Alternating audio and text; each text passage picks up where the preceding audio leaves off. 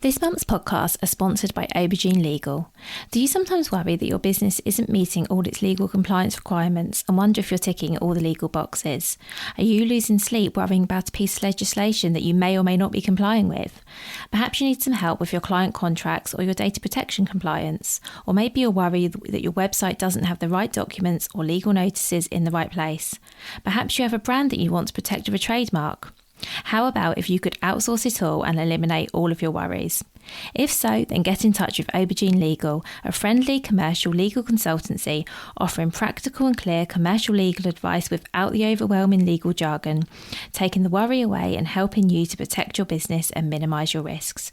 Aubergine offers a free 30-minute consultation if you have any questions or want to find out if they can help, and you can access this link and book your free 30-minute call via the link in the show notes. Welcome to the Bring Your Product Idea to Life podcast. This is the podcast for you if you're getting started selling products or if you'd like to create your own product to sell. I'm Vicky Weinberg, a product creation coach and Amazon expert. Every week, I share friendly, practical advice as well as inspirational stories from small businesses. Let's get started. Hi, today on the podcast, I've invited back Jenna Farmer. Jenna is a journalist in PR, and I've invited her back onto the podcast to talk to us about PR specifically for Christmas. I'm of the belief and understanding that Christmas is a great time to get PR if you sell products, because there'll be lots of journalists looking for opportunities to feature them. And I think that even if you haven't done any PR up until this point, now is a really good time to get started. Jenna explains in the episode that the best time is now. This episode is going out in early October. Jenna informs me that it would have been better if we could have done it in September or even August, believe it or not. That seems really early to think about Christmas to me, but yes, but this is not too late. There's still plenty of opportunities out there, and Jenna's going to explain to you how you can find opportunities, how you can pitch journalists, the kind of information you need to send, and everything you could need to know about getting your products into publications for this Christmas. So I'd love now to reintroduce you to Jenna. So hi, Jenna. Thank you for being here again. No problem. Thank you for having me. So for anyone who hasn't listened to your previous episode, which we'll link to in the show notes, can you just give us a really brief introduction into who you are and what you do? So hi, everyone. I'm Jenna, and I am a journalist in PR, and I help businesses get into the media, whether that's magazines, newspapers, podcasts, and that's what I do. Brilliant. Thank you, Jenna. So as I mentioned, this is the second time you've joined me on the podcast. And today I've invited you on specifically to talk about Christmas PR, because this episode is going out in the beginning of October and Christmas is going to be here sooner than we think. So the first thing I would like to ask you, Jenna, is when is the right time to start thinking about Christmas PR? So now is the right time. So from a PR's perspective that's doing it every day, obviously we're starting to get stuff sorted sort of the end of July, start of August. But it works a little bit differently now. Like many years ago, there was only print magazines. And we know that print magazines sort of work between 3 to 5 months ahead of time, which means that, many years ago when there was only print magazines, sort of PR had to be sort of finished for Christmas in July. And that was where sort of in the industry, we have this phrase called Christmas in July. And all of the sort of press releases and the press events for Christmas would be July. However, obviously that has changed now because we've got so much online content. So now a lot of the brands and a lot of the publications that are online start working on it in September. So there's often Christmas in September events instead. So if you're being really, really organised and you're really, really determined, August, September is brilliant. If you're listening to this and you've just, life has got in the way and things have been busy, that's okay. There is still lots of opportunities that are coming up that might be for weekly magazines or online magazines that are publishing more frequently. But you do need to start now, because by the time we get to sort of November, December, a lot of those publications will almost be thinking about the new year. They have to sort of get their Christmas content done and start looking towards the new year. So if you're listening to this, now would be the perfect time to get going. That's brilliant. Thank you. I wanted to start off with that because, I know that when we spoke before we started recording and I said, when should we be thinking about it? And you went, before now, really. So I thought, let's just start with that. So everyone's really clear that if you listen to this episode and you're inspired and you want to go and get some press for Christmas, yeah, get to it now. Yeah. So something else I'd like to ask, Jenna, is obviously I've invited you on to talk about Christmas PR. How is PR at Christmas different to PR at other times of the year? I don't know if that's a silly question, but you know, how is it different? I mean, are the benefits different? I mean, if someone hasn't done much PR all year and it's October, why should they think about it for Christmas?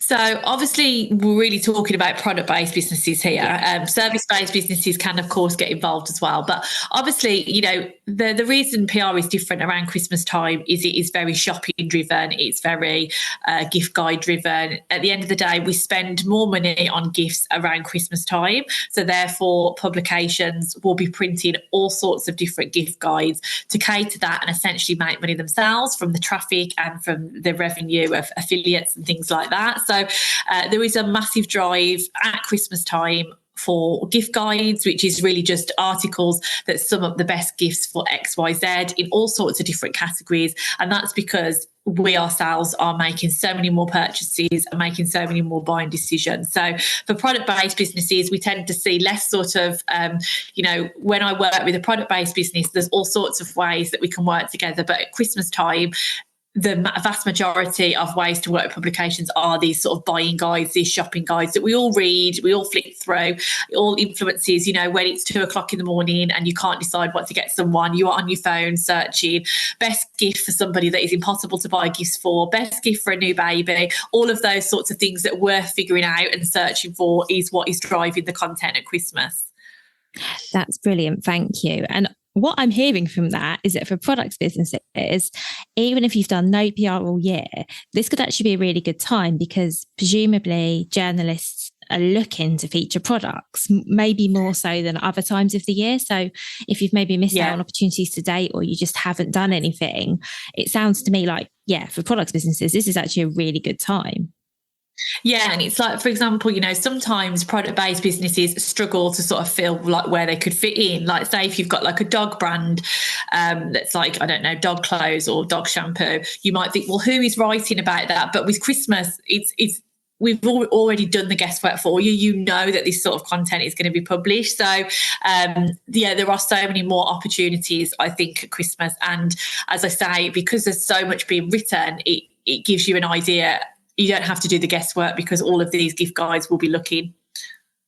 Perfect. So is gift guides what we should be going for? Are there any other opportunities or would you say focus on gift guides? No, I mean, gift guides is really around Christmas, but of course with PR, you know, there's things that you can do like competitions with magazines or, you know, January, for example, if you're like a health food business, you know, in January, there will be things like, you know, 10 best things to buy to get your New Year's off to a good start. There'll be things like that. And of course, although you're a product-based business, there is always opportunities to tell your story as well. So might not be necessarily something that is got lots of opportunities at Christmas, but all year long, for example, I was just sharing in my PR membership, you know, there will be people that do like meet the founder question and answers or, you know, interviews with them or being on podcasts. All of that stuff keeps going. But I think with Christmas, you know, and a lot of businesses that are product businesses, you know, they know themselves, they take a lot more revenue at Christmas. You know, Christmas is where all their customers come from.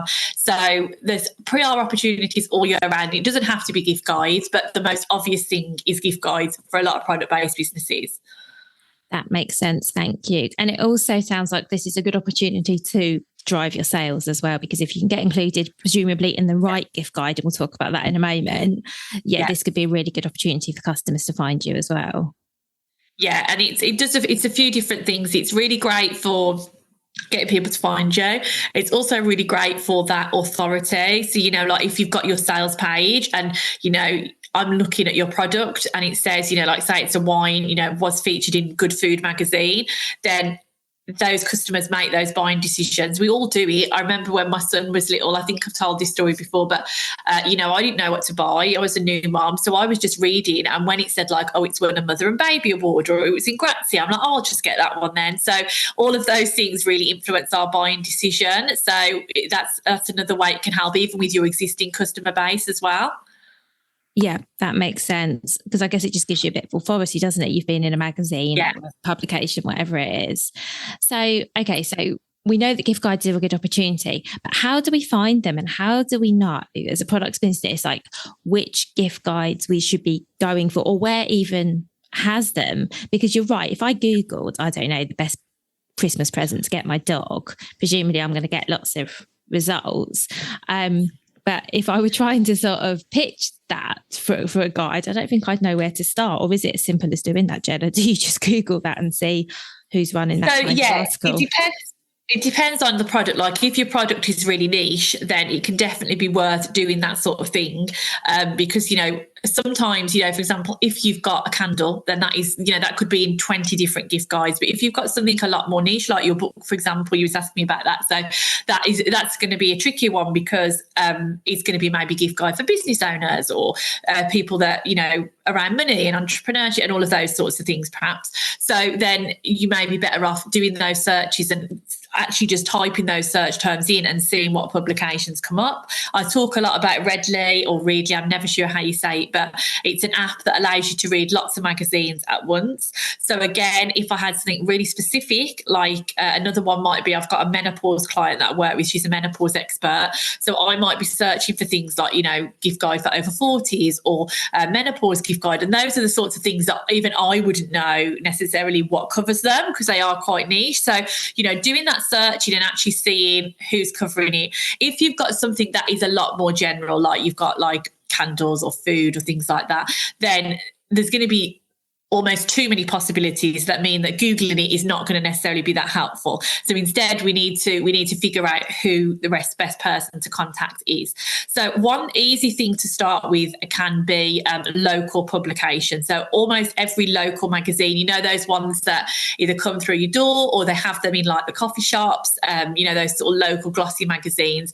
A lot of those will be doing gift guides, and they will have sort of online versions as well. So sometimes starting, especially if you've got like a local angle, like it's made in X, Y, and Z, picking up copies of those magazines. Sometimes you can see online like last year's Christmas edition, like if you search like December 2022, and that might give you an idea of like who's writing that gift guide. And that can be a great way to start. Otherwise, there's loads of places to find press opportunities. So a big one I always talk about is Twitter. So, I refuse to call it by its new name. I know it's not called Twitter anymore. It's called X. But I mean, what does that even mean? So let's call it Twitter. But, I've just had a press opportunity today, and it's only 10:40 for one of my clients to be in Stylist, just from Twitter. So Twitter is #JournalRequest. And, you just use that search function, scroll through. It's not just gift guides, there's other stuff as well. But it is a really great way to just get some ideas from people.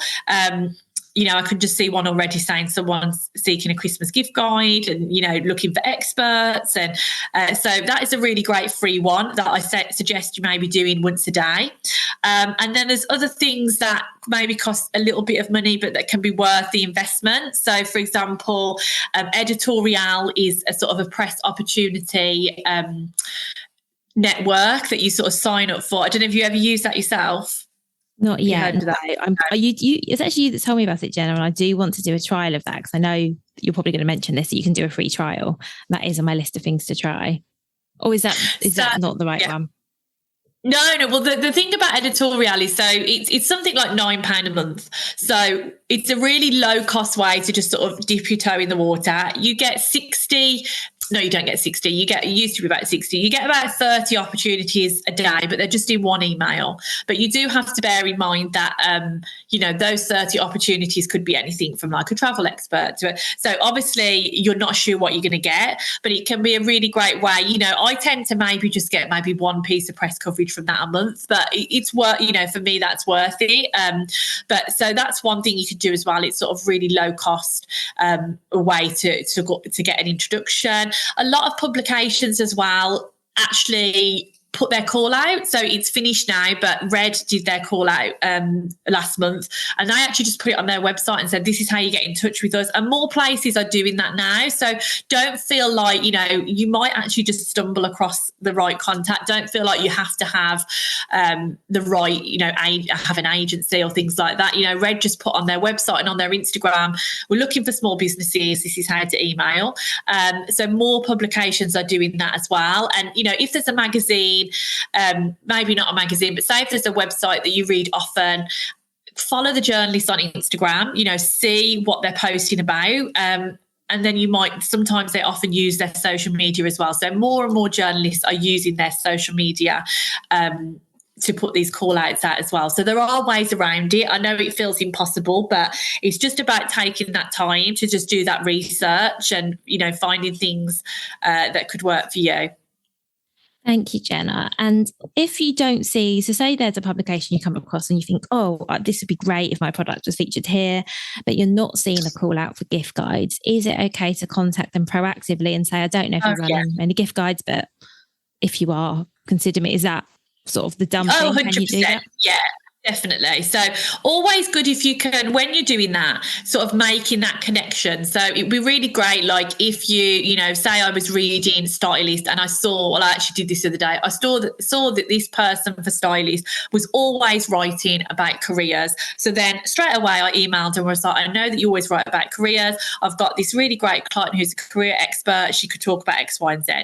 So similarly, this is what journalists get, hundreds and hundreds of emails a day. So it's very, very, very normal to cold pitch. And all I mean by cold pitch is just, just reach out of the blue. So that is not rude. That is not like that. You have to do that really to get press coverage. So nothing wrong with you at all reaching out, but I would just say do some research there. So I wouldn't just reach out and you've got no idea what they're featuring, what they do. So, having some understanding of what section the journalist writes for, what sort of things they're looking for is the best. Thank you. And final question, Jenna, when we start reaching out and pitching our products, whether it's cold emails or whether we're responding to tweets or however we're doing it, what do we send a journalist and what do they need to know in order to know whether to include us? Because I'm thinking there's probably a fine line here between giving them so much that their eyes glaze over and then not giving them enough information that they can determine whether it's a good fit or not. So what do we tell them? Yeah. So ideally, you would have a press release. So a press release might be too much to talk about on here, but a press release is really sort of a 1 page or a little bit over 1 page document that has got all your key information on. So it's written on in the third person. And, for example, we wrote one for your book, didn't we, for example? So, that would, and it's really simple. Once you've done one, like if you had to write another one now, you'd probably be like, it only took me 10 minutes. It's just understanding the style of press releases. So, for example, in your case, it would be, the title would just be that you've launched this book and what it's going to help people with. And then in your press release, it's just about having that key information. So, with your one, it would be, what the book would cover, where it's stocked, what the price is, a little bit about you and why you're the expert to write the book. With product-based businesses, this is really super easy to do for if you've got a Christmas range, have the title of your Christmas range. So, like, for example, I'll just give an example from someone in my membership, like, this skincare brand has just launched their new Christmas collection. Have a bit of information on the skincare brand, and then I'm going to just have a few pictures of key products, why they're so great, what the price point is, where you can buy them. And in that press release as well, making it really clear to the journalist, like, this is where you can get your images from, this is how you can get in touch with me. So if you can create a press release first, and I do have some I can give you afterwards, like I might have a podcast episode or I might have a free link on how to do that. I'll see which one's the best. I can maybe put it in the show notes for you. But so have a press release if you can. If you don't have a press release, don't be put off. But the key things that you need to have ready for the journalist are some pictures. And we don't want to send them loads of attachments. If you've got like a WeTransfer or a Dropbox, that'd be great. obviously, I know this sounds really obvious, but links ready to go, because a lot of people think, oh, I haven't actually got this products up yet, and that is just of no help to the journalist. So a shoppable link in terms of just, directing them to the product. And yeah, in your email, whenever you're emailing, so even if you're listening to this and maybe you're not going to do gift guides, but you're going to do something else next year, I always just say to do 3 things. So the first thing that we do when we email is just say who you are, and what you do. So, I'm Jenna and I'm a PR expert and I help businesses get in the media. The next thing is to make some sort of connection. So this is where you might say something like, I listened to your last podcast episode. I know that you cover, or, I know you cover healthy gifts. I know that you're working on XYZ. I love the magazine and I think this would be really great for this section. Anything to show the journalist that you understand what they're working on. And then how you can help. So when I say how you can help, it's really reframing and thinking, I'm not going to just email you loads of great things about me for the sake of it. How can you help the journalist with their story? So really spell out, what's interesting, what you can offer, whether it's, I think this would be perfect for your gift guide because it's sustainable, it's made in England, all of those key things. And also making sure with how you can help, letting the journalists know, making their life as easy as possible. So that's when you can say, here's my press release, or here's a link to the images. If you want a sample, just let me know your address. This is how you can get in touch with me. Anything that you can do to make it as easy as possible. So those 3 things, like who are you and what do you do? And obviously try and make that sound exciting and unique. I forgot the last. I'm saying them really. Oh yeah, make the connection with the journalist, and then how you can help them. And those 3 questions, that will help you with whatever you're pitching, really, because I do the same, whether it's a podcast guest, whether it's to write an article, whether it's a gift guide. Just have those 3 questions in your mind. That's super helpful. Thank you, Jenna. And thank you, because I think you've made this, hopefully, for everyone else, certainly for me, a lot. It feels a lot easier. It feels like it's a lot doable. Yeah. So thank you for being so practical, because I think now we can all go away and start looking for opportunities and pitching. And if you can please make sure you send me over some sort of resource for the press release, we'll get that included in the show notes as well. And then hopefully everyone has everything they need to get going.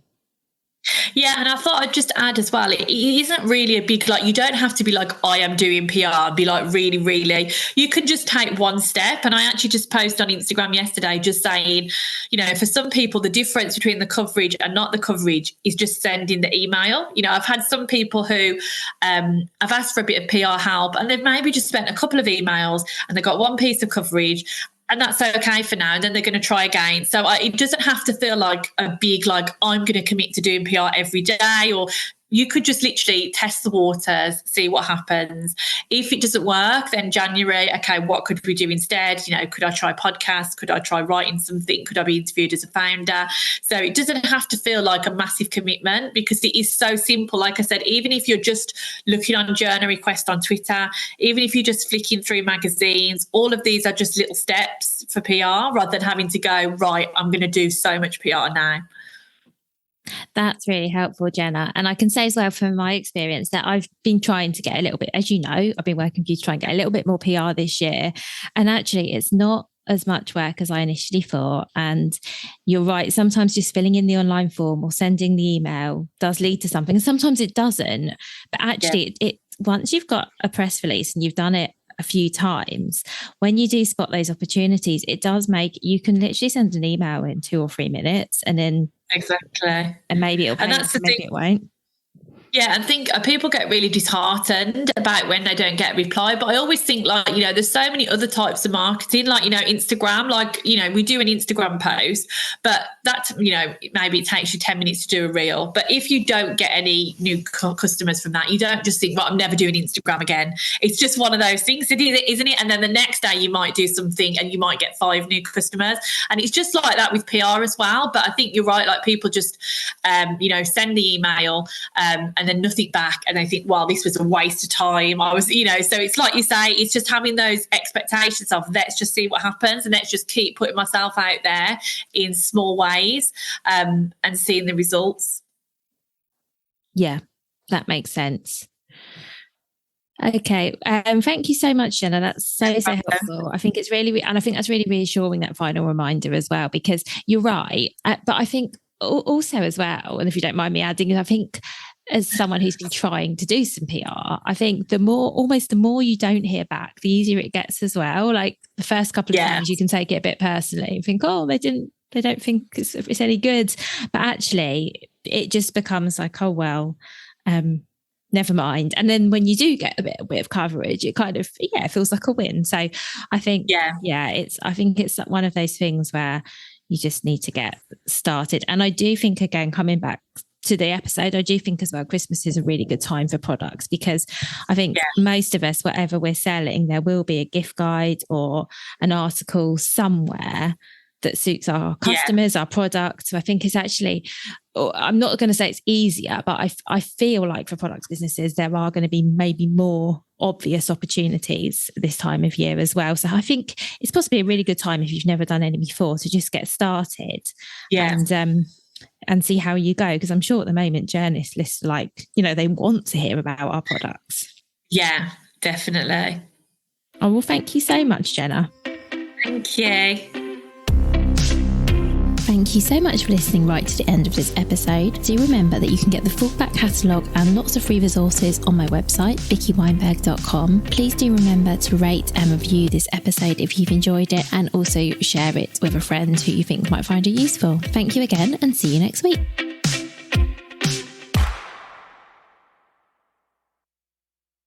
If you've been inspired to start a podcast in 2024, I really recommend my podcast host, Captivate. Captivate were my top pick when I started podcasting 4 years ago, because of how easy it was for a complete novice like me to get started. I've stuck with them for the last 4 years because Captivate is still really simple to use. They keep adding great new features, like the ability to share ads like these, and they've just been really reliable. So when you're ready to start your own podcast, you can use the link in the show notes and get a free 7-day trial with Captivate.